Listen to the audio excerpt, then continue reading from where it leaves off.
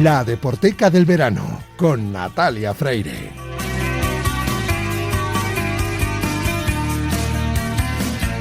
Vamos, que hoy es viernes, ya tenemos otro tono, Natalia, tenemos otro... Se acerca un poquito ya el final, yo me vuelvo a bajar a Andalucía, me vuelvo a bajar en nada en cuanto acabemos este programa del verano, que vamos hasta las 3, porque ahora viene Yanela Clavo con su Cuídate, y me bajo a Huelva a pasar un findecito chulo como ya hice el anterior. Hay que aprovechar, así que tengo muchas ganas de la sección.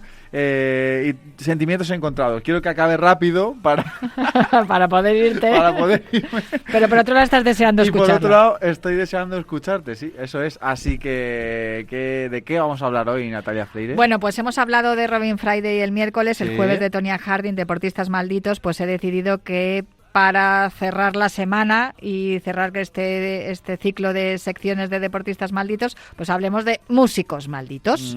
Entonces, vamos a hacer un... Me gusta. Sí, pues ya que estás hablando que el fin de semana pasado te fuiste a Huelva, el fin de semana pasado la semana pasada, mejor dicho, hablamos de un cantante que es un cantante maldito. No, por Ozzy Osbourne no. Ozzy Osbourne, eso. Sí, pero no por él, porque eso fue la semana anterior.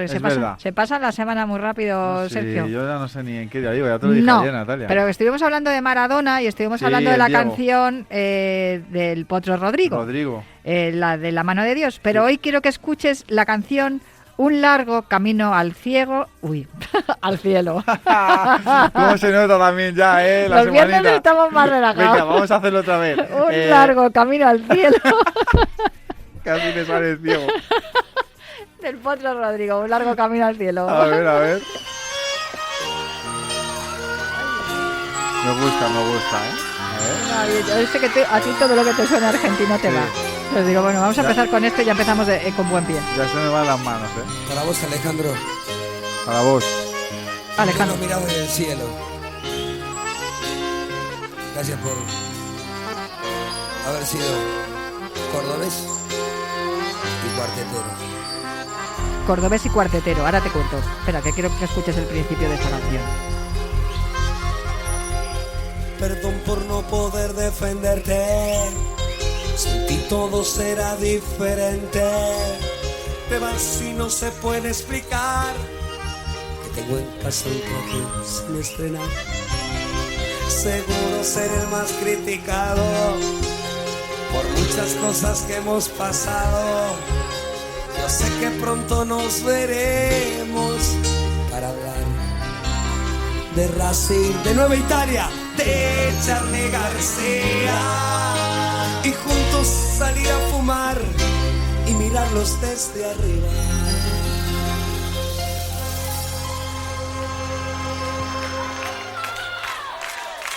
Dale. Bueno, te habrás dado cuenta de que tiene una estructura muy parecida a La mano de Dios. Es una estructura muy parecida. Pero bueno, esta canción está dedicada a Un largo camino al cielo, dedicado a su amigo Alejandro Viasco. Ajá. También habla de Racing, como hemos escuchado. Y hay que destacar que el Potro Rodrigo Bueno, que es como su nombre artístico, era hincha de Belgrano, porque él era muy de Córdoba, vamos, que era cordobés, y él incluso ha sido tomado con su música como símbolo de la hinchada pirata, que es como a los piratas, es como se les llama a los hinchas de Belgrano.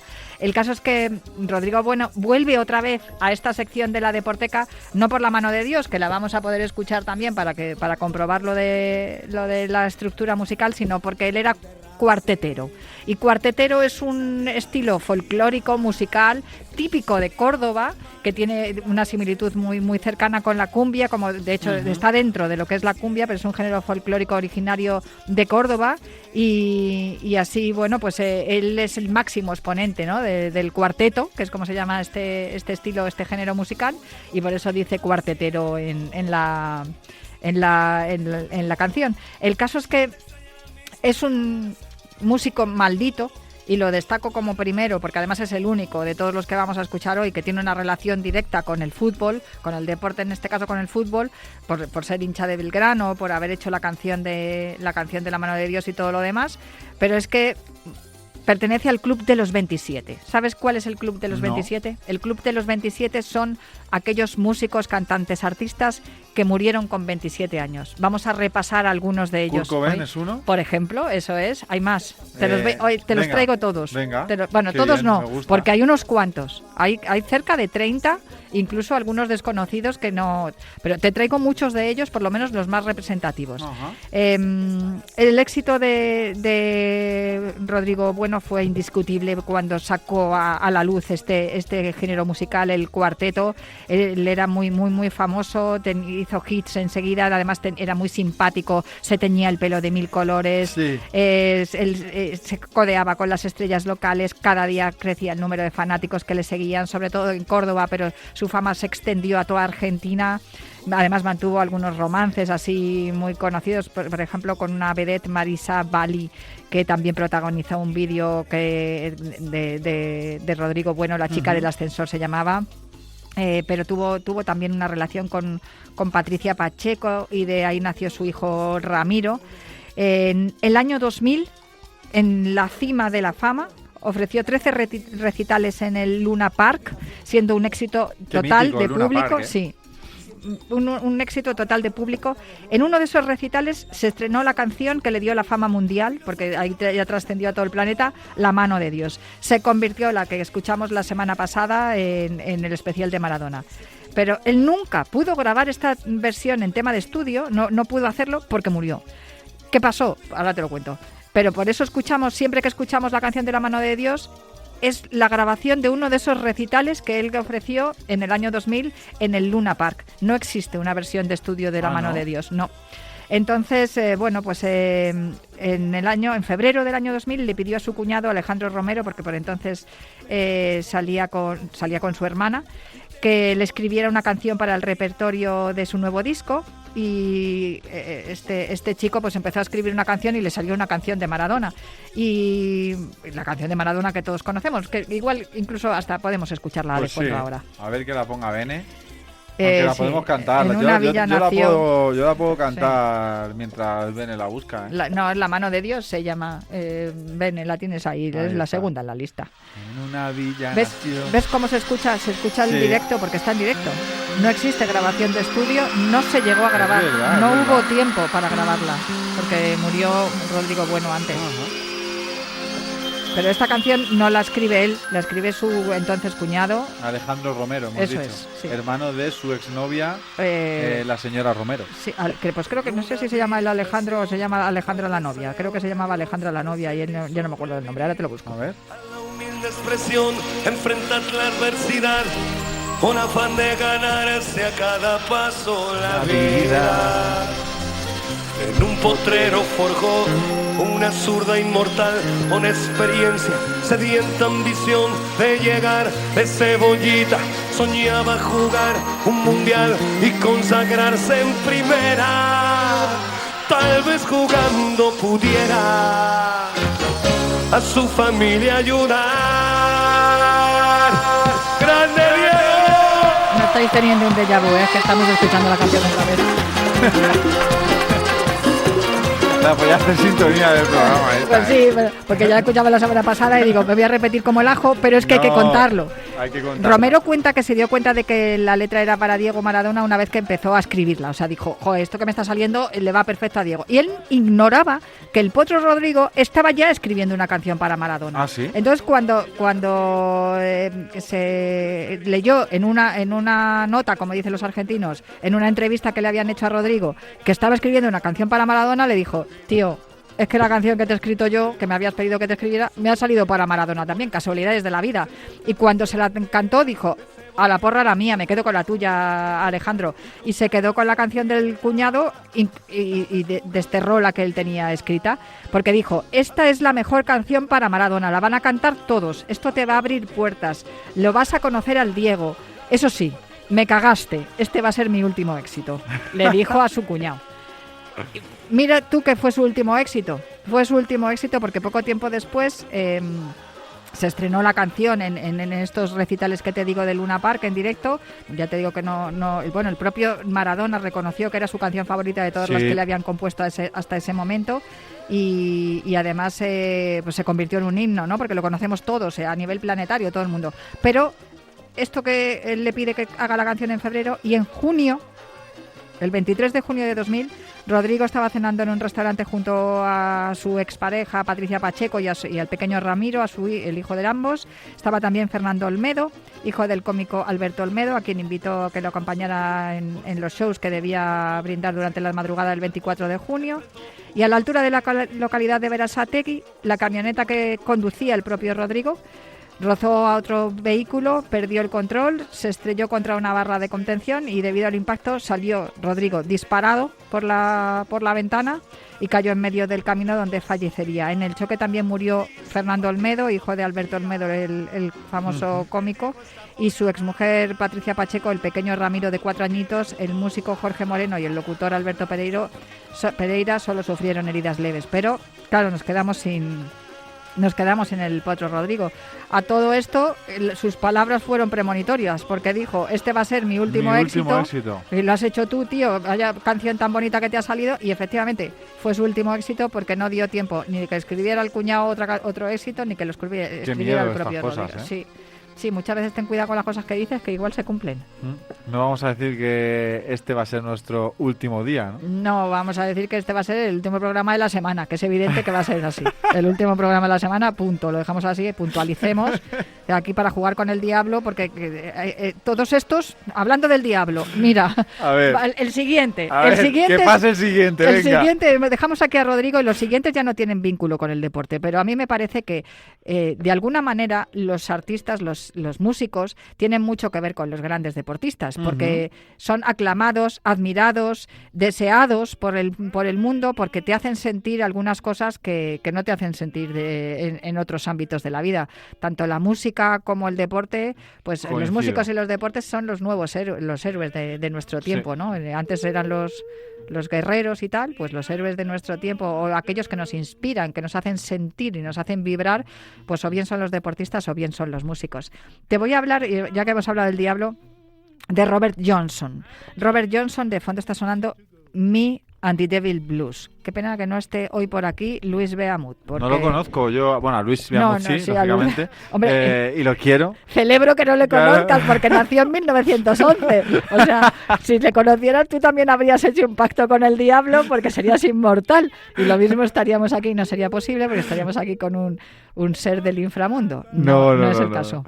Soy un ser del inframundo por otras muchas cosas, sí. pero no por mi edad, lógicamente. Pero Robert Johnson nació... Eso es porque no lo había escuchado nunca a Robert Johnson. Pero porque no escuchas mucho blues. Seguro que Luis Beamut le tiene que conocer, sobre todo por este vínculo que tiene con el diablo, que ahora te lo cuento. Esto es casi, la hora de comer. Te iba a decir casi la hora de comer, no. Es la hora de comer. Pero esto lo escuchas por la noche y lo mismo te entra un canguelo. El caso es que Robert Johnson nació en 1911, era un músico terriblemente malo, no le daba para tocar la guitarra y cantaba, cantaba reguleras. Y de un día para otro empezó a tocar la guitarra de manera maravillosa y a cantar como si fuera un elegido para el blues.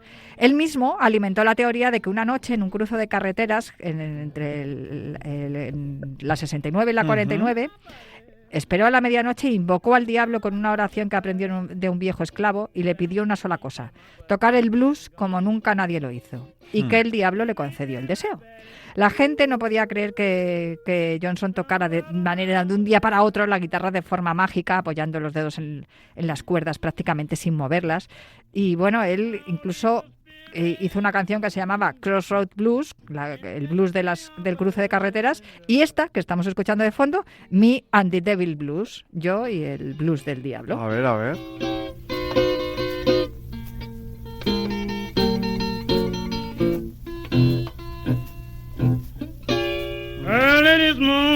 Claro, si pactas con el diablo, hay que pagar.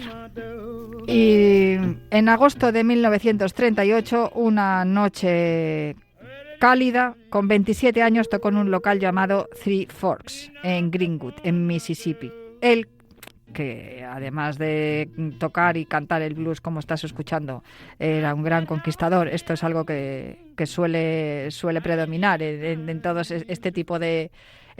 bueno, no en todos, pero sí que es verdad que los que han sido malditos o han estado rodeados, lo hablábamos con Robin Friday el otro día, tenían un especial talento para también conquistar mujeres. Pues flirteó con la esposa del dueño del local donde iba a tocar, y ella le invitó a una botella de whisky para que tomara unos tragos y calentara la garganta.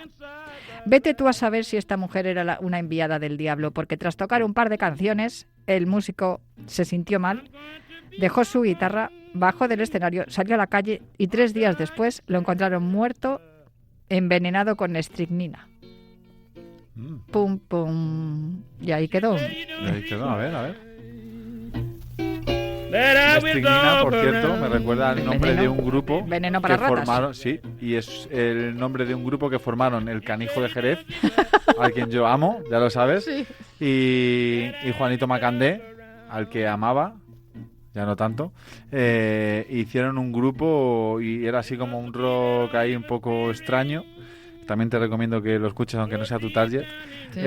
Pero Te has quedado ya con eso. Ya me he quedado con eso, pero mola mucho, mola mucho. Lo haré. Tienen canciones guapas. Ten en cuenta que muchas veces cuando entrevisto a las deportistas y eso, sobre todo en femenino singular, les pregunto qué música les gusta para empezar la entrevista con las canciones, y así es todo más distendido y se relajan escuchando la música. Y es verdad que algunas sí que me han dicho el Canijo de Jerez y Juanito Macandé, porque de hecho los conozco gracias a, no es que me gusten especialmente, pero las he conocido gracias a las deportistas.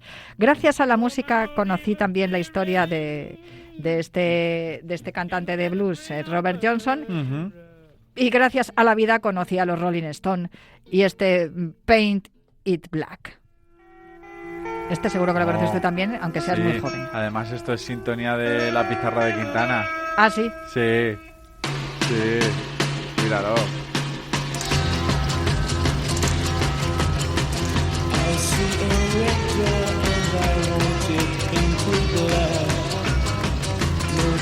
Creo que también estaba dentro de la banda sonora de La Chaqueta Metálica, por cierto. Una película interesante sobre la guerra de Vietnam.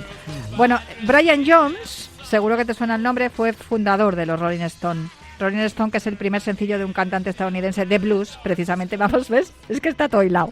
Como dice Vicen, está todo hilado. De Muddy Waters. Rolling Stone se lanzó en 1948 y de ahí sale el nombre de esta banda, de los Rolling Stone. Brian Jones dominaba todos los instrumentos y dejó su sello en todos los álbumes. Había nacido en Inglaterra en febrero del 42.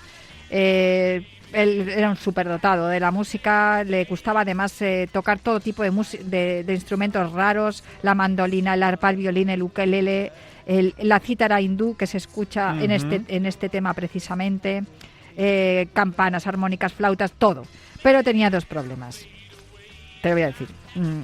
Las drogas y el alcohol, posiblemente. 2 cosas que no suelen ir bien con el éxito. No, la verdad que no. Y luego además que no soportaba a Jagger y a Richards. No soportaba a Mick Jagger y a Keith Richards. Yo no entiendo para qué haces un grupo con 2 tíos a los que no aguantas. Pero bueno, el caso es que cuando estaban grabando el disco Let It Bleed, le dijeron: tío, pírate ya. O sea, no te aguantamos ni tú nos aguantas a nosotros. Así que en 1969 Jones se va y abandona el grupo que él mismo había creado. Tenía planes, que ya había hablado incluso con John Lennon y con Jimi Hendrix para hacer algunas cosas juntos, pero un mes después le encontraron muerto, flotando en la piscina de su casa, y todo el mundo dice que murió por un ataque de asma, y el forense puso que había sido una muerte accidental, pero nunca lo sabremos.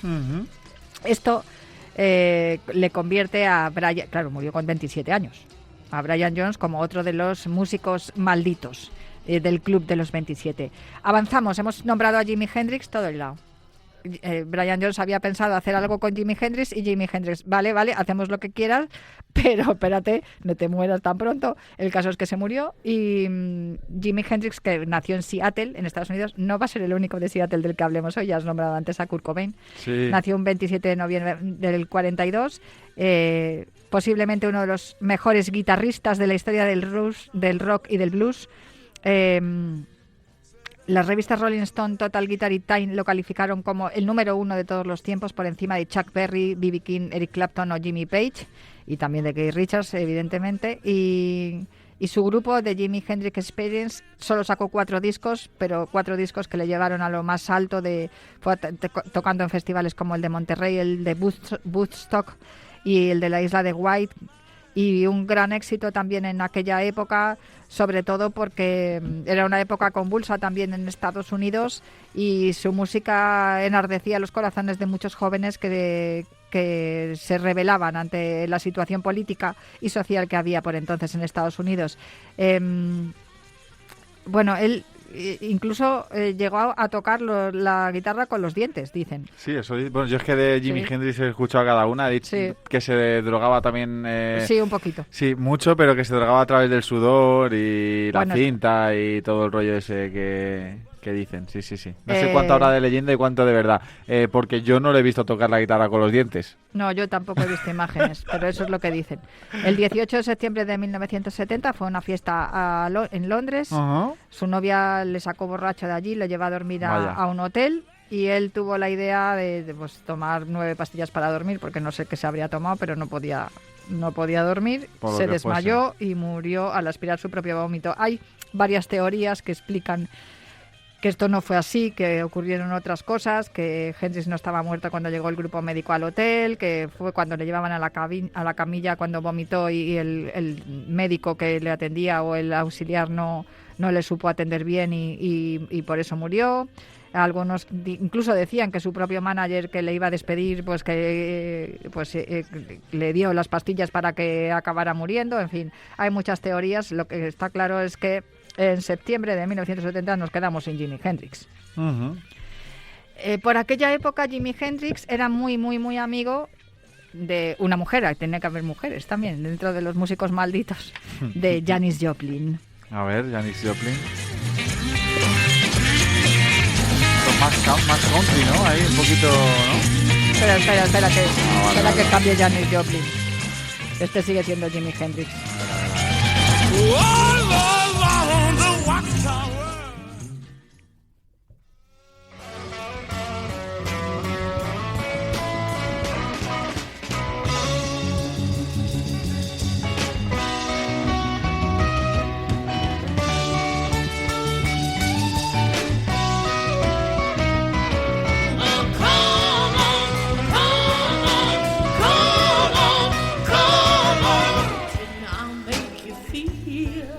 Posiblemente la mujer más importante de la música entre los 60 y los 70, la gran estrella femenina del rock y del blues. No había muchas mujeres por entonces que coparan las listas, que fueran las primeras en vender discos, y además era una mujer única e irrepetible, porque con esa voz rasgada, esa voz rota, pues llegaba a los corazones de muchas personas, aparte de que creo que era una tía estupenda, de maja y de simpática. Ella nació en enero del 43. Llegó a la fama por esa voz y esa energía que tenía sobre el escenario, y sobre todo porque era algo distinto, ¿no? Estábamos escuchando la voz de una mujer cantando como estaban cantando todas las estrellas de la época, y no eran muchas las mujeres que se prodigaban en este género. Sí que había mucha cantante melódica, había mujeres cantando evidentemente, pero no en el rock y en el blues, y Janis Joplin lo consiguió hacerse con el cetro del rock y del blues, compartirlo con artistas como Jimi Hendrix, por ejemplo. Cuando se enteró de que había muerto en septiembre su amigo Jimi Hendrix, le dijo a sus amigos: no puedo morirme, porque en 1970 no se pueden morir dos estrellas del rock, entonces vamos a aguantar un poco, porque me voy a cuidar, porque no me va a pasar lo mismo que a Jimmy. Pues hijo, lo mismo que lo del Potro Rodrigo, no voy a hacer ningún éxito más. El sábado 3 de octubre se preparaba para grabar una canción en un estudio en Los Ángeles y se sintió mal. Se fue al hotel donde estaba alojada y al día siguiente no apareció. Se fueron a buscarla y la encontraron muerta en el suelo. Y en el informe forense dijo que había sido una sobredosis de heroína con consumo de alcohol. Y cuentan que se gastaba 200 euros al día en drogas. Hombre, así como no vas a doblar la servilleta, claro. Es que pero así... fíjate qué curioso, claro. Pero fíjate qué curioso que dejó testamento. Y en el testamento, en el testamento dejó $2.500 para que hicieran una fiesta en su honor en caso de su muerte. Qué grande. Y que se repartieran pasteles de chocolate mezclados con cannabis entre los 200 invitados que estuvieron en la fiesta. O sea que la tía, desde luego, murió con sus convicciones. Murió claras. matando, ¿eh? No, desde luego. Yo no sé quién estuvo en esa fiesta, pero vamos, a mí que no me den uno de esos que desaparezco, o sea, directamente. Yo no iría a la fiesta de la muerte de Janis Joplin. Creo que es lamentable que perdiéramos en tan poco tiempo a Jimi Hendrix y a Janis Joplin, pero claro, ellos dos alimentaron esa leyenda del Club de los 27, porque los dos murieron con 27 años. Algo tremendo. Lo mismo que le pasó a un cantante que nació el mismo año que Janis Joplin. En este caso, Jim Morrison de los dos. Uh-huh.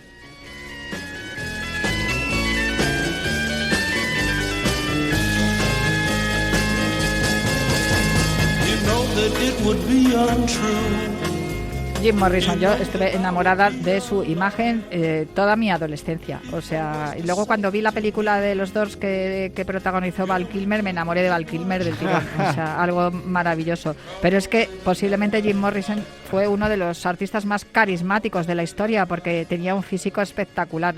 Bien, es cierto que luego cuando empezó a venirse abajo todo esto del consumo de alcohol y las drogas es lo que hace que, aunque seas un ser de luz y maravilloso, al final todo eso te pervierte y te acaba convirtiendo en algo más desagradable, evidentemente, pero Jim Morrison es que era guapísimo. O sea, guapísimo, tenía una imagen y luego la voz, es que escucha la voz. A ver.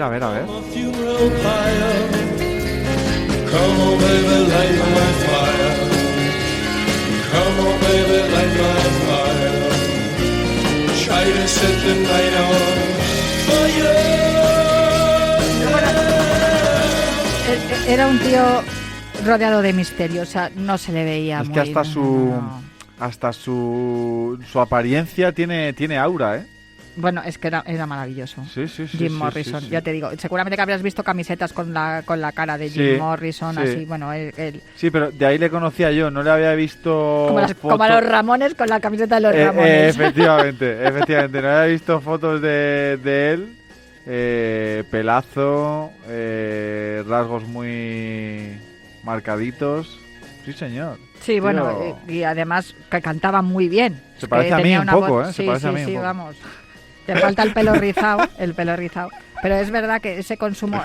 Dicen que Jimi Hendrix y Janis Joplin murieron por consumo de heroína y por pastillas y tal, y dicen que a Jim Morrison la heroína no le gustaba, pero que sí consumía marihuana, LSD y alcohol a tutiplén, o sea, cascoporro todo el alcohol, porque claro, cuando una droga es legal, en este caso el alcohol, pues es lo que pasa, que lo puedes conseguir en cualquier establecimiento y puedes tomar todo lo que quieras. El caso es que él decía que esas sustancias le daban equilibrio y paz interior, pero en realidad lo que le daba era descontrol absoluto. El 3 de julio del año 1971 estaba ya viviendo en París, es una ciudad que le gustaba muchísimo y bueno, pues le encontraron el 3 de julio del 71, le encontraron muerto en la bañera de su casa en el barrio de Marais, y el informe forense dijo fallo cardíaco agravado por el abuso de alcohol. Nunca hubo una autopsia y fue enterrado en París en el cementerio de Père Lachaise. Fíjate que su tumba es el cuarto lugar más visitado en París por los turistas, detrás de la Torre Eiffel, Notre Dame y el Louvre. O sea, la gente va a ver la Torre Eiffel, Notre Dame, el Louvre y la tumba de Jim Morrison. Una cosa increíble. Eso pasa mucho con la tumba de Rocío Jurado. ¿Ah, sí? Sí.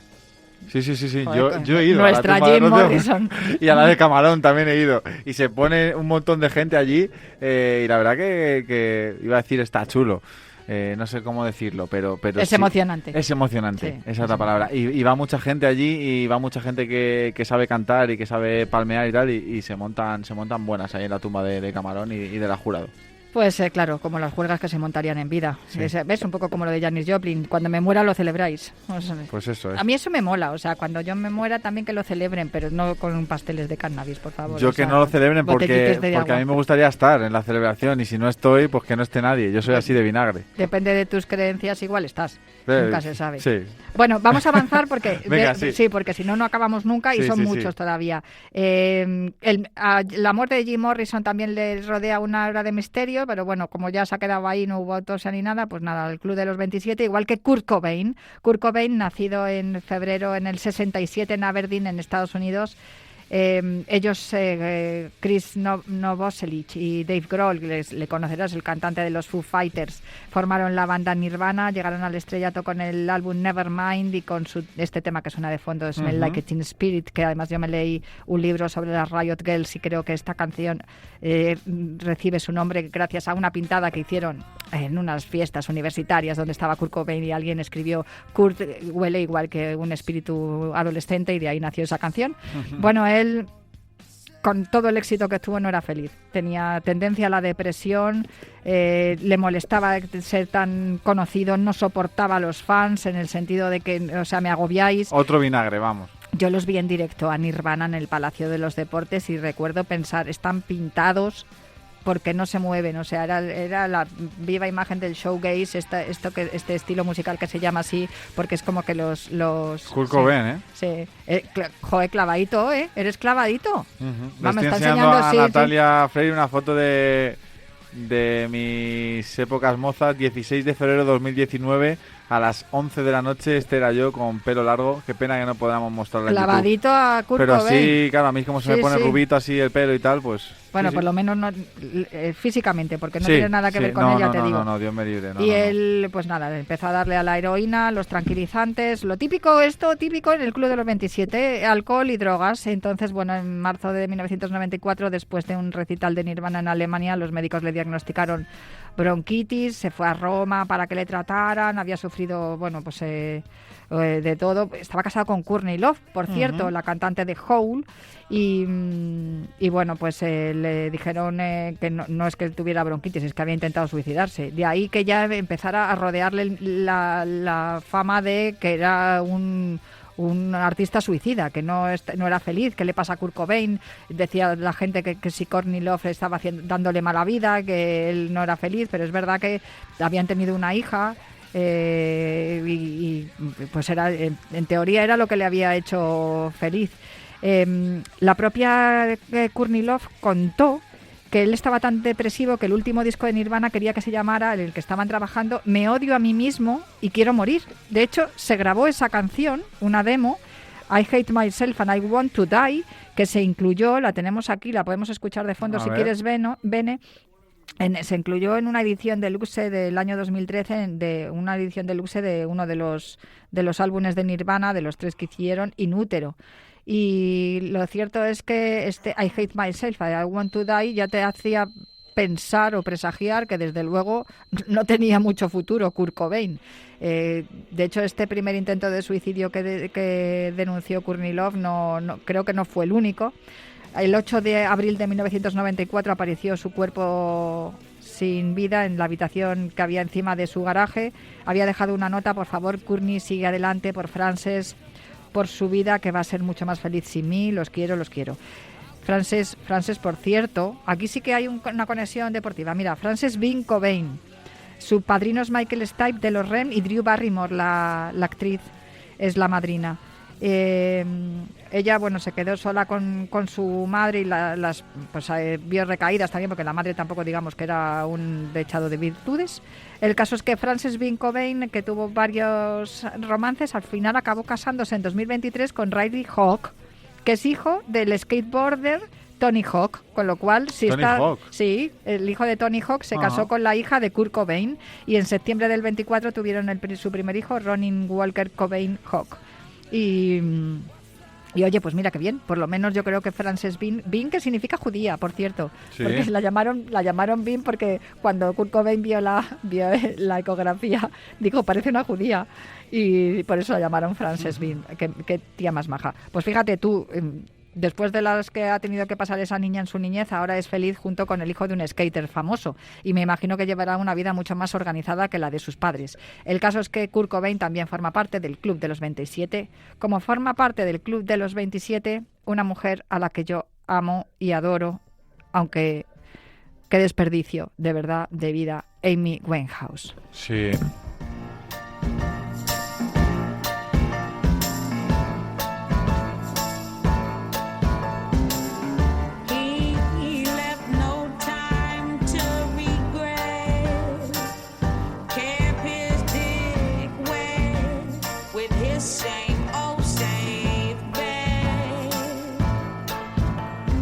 tenía una gran voz, gran carisma.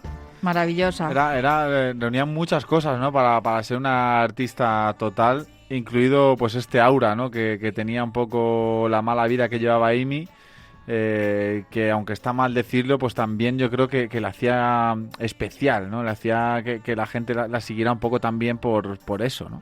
A ver, lo que estamos es una máxima que se repite en todos estos artistas, igual que se ha repetido esta semana en los deportistas de los que hemos hablado. Finalmente, el hecho de que seas un personaje de la sociedad que no se muestra de manera organizada, correcta y tal, pues de alguna manera también atrae un poco, no sé si es la caridad o la comprensión de la gente, porque de alguna manera gente que tiene gran talento demuestra que también puede ser vulnerable, frágil y que puede cometer errores y de alguna manera se justifica que nosotros también los cometamos en algún momento. Evidentemente, el aparecer en un concierto como apareció Amy Winehouse en 2011 en Belgrado, totalmente borracha y sin recordar las letras de los temas,